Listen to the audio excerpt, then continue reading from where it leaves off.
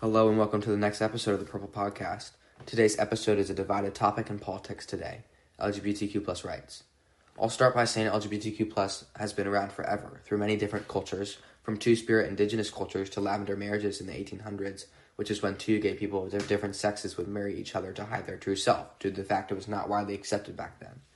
The LGBTQ plus movement has had many famous moments over the decades, like the Stonewall Uprising in 1969, which shifted the movement from underground to more of a public eye. In the past years leading into 2026, we have seen huge shifts in how this topic is handled in different public spaces, and how people perceive what is okay and what is not okay. Let's shift, however, to the scientific side of things.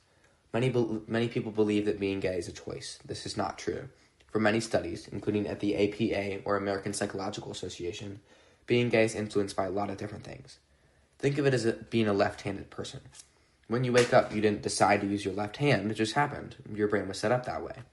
Being gay is determined by genetic and environmental factors as well. Many variations in thousands of genes may result in someone being gay, and their brain works slightly differently. Actually, in some parts of the brain, it works similarly to that of the opposite sex. Sort of on a similar wavelength, gender dysphoria is a real thing as well. Gender dysphoria is when someone feels an often deep and painful disconnect between their identity and sense of gender and their physical body. While many national health organizations recognize it definitely as a serious condition and a biological reality, they still suggest waiting till adulthood to get surgical intervention. Next is how people shape their opinions around these topics. And one very prominent factor for many people is the Bible. They point to specific verses in the New and Old Testament. The more traditional view, or some denominations, take these verses as saying God created male and females, and they see a forever distinction under God. However, others say we are all created in God's image, and we should love our neighbor. Also, many theologians believe those verses were talking about exploitation in relationships, not the healthy LGBTQ plus relationships we see today. This has led to a pretty big denominational split, with different religions believing very different things. Also, many believe marriage between a man and a woman is so important, so they may have kids the traditional way and raise a family. Another conservative argument is that we may have transparency laws in place, making it so a notification goes out to parents when their child requests a change in gender pronouns. Also, many believe their children should be able to opt out of LGBTQ plus values being taught, or they should not be shown in the first place, in school and other places of learning.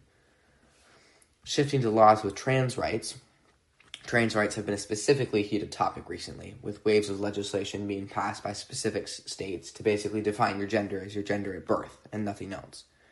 There have also been laws passed about transgender people in sports and bathroom bans, etc.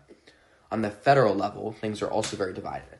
Some courts are protecting trans people under Title IX, which protects people from sex discrimination. Others are issuing orders to stop using the term gender identity overall. This is creating a patchwork America, where crossing a state line can mean a lot for a transgender person. Finally, we'll talk about LGBTQ plus people and youth in general. According to the latest data, 68% of LGBTQ plus youth are struggling with significant anxiety. For trans and non-binary people, that number is significantly higher. Around 47% of LGBTQ plus people have seriously considered suicide in 2025, but the studies have shown that acceptance really does work. This means if a kid has at least one adult who accepts them for who they are, or who they want to be, then their risk of suicide drops about 40%.